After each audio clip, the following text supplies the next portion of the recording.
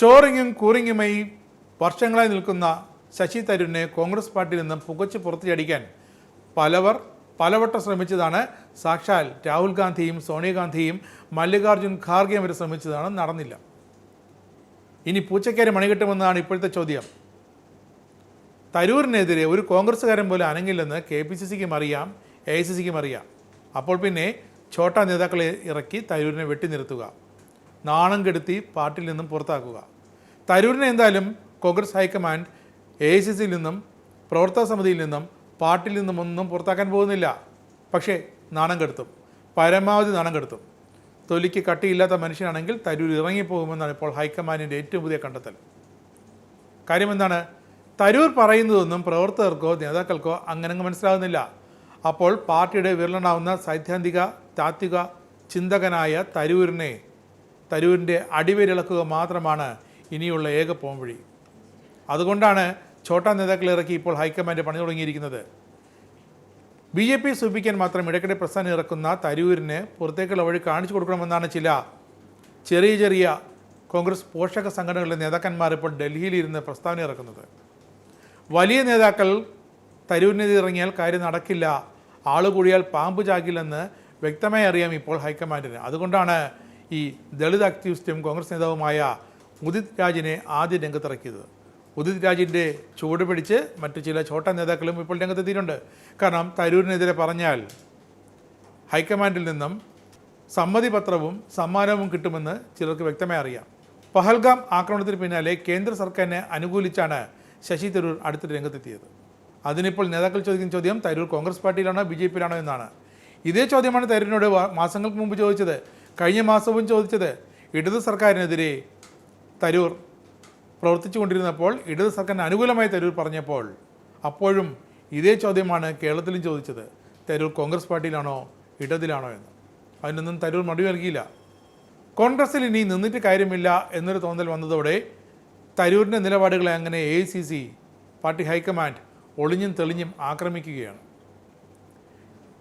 ഏറ്റവും ഒടുവിൽ പ്രധാനമന്ത്രി നരേന്ദ്രമോദിയെ വീണ്ടും പുകഴ്ത്തിയതാണ് ഇപ്പോൾ തരൂരിന് വിനയായിരിക്കുന്നത്. വീഴ്ചകളൊന്നുമില്ലാത്ത ഇന്ത്യയിലെ സംവിധാനം ഒരു രാജ്യത്തുമില്ല, പ്രതിസന്ധികളെ മറികടക്കാൻ വേണ്ടതെന്ന് ഏതൊരു രാഷ്ട്രീയ നേതാവിനെയും പോലെ പക്വതയാർന്ന വാക്കുകളാണ് തരൂരിൻ്റെ ഭാഗത്തു നിന്നുണ്ടായത്. AICC വർക്കിംഗ് കമ്മിറ്റിയിലെ മുതിർന്ന നേതാവ് കൂടിയാണ് ശശി തരൂർ എന്ന് ഓർമ്മ വേണമെന്നാണ് ഇപ്പോൾ പാർട്ടി പറയുന്നത്. അതുകൊണ്ട് തന്നെ പഹൽഗാം ആക്രമണമായാലും രാജ്യത്തിൻ്റെ അഖണ്ഡതയായാലും കോൺഗ്രസിൻ്റെ നയമൊന്നുണ്ട്, അത് വിട്ട് ആരും ഒരു പ്രസ്താവന നടത്താൻ പാടില്ല എന്നാണ് AICCയുടെ ഹൈക്കമാൻഡിൻ്റെ അന്ത്യശാസനം.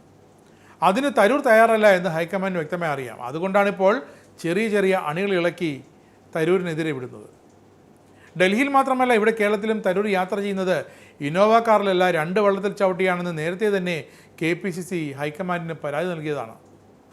വിഴിഞ്ഞം തുറമുഖ ഉദ്ഘാടന പരിപാടിയിൽ നിന്ന് പ്രതിപക്ഷ നേതാവ് VD സതീശനെ വളരെ നിസ്സാരമായാണ് തുറമുഖ മന്ത്രി എടുത്തു കളഞ്ഞത്. പക്ഷേ സ്ഥലം MP ആയ തരൂരിന് ക്ഷണമുണ്ടായിരുന്നു. തരൂർ ഇതുവരെ VD സതീശനെതിരായ ആ വിലക്കിൽ പ്രതികരിച്ചിട്ടില്ല.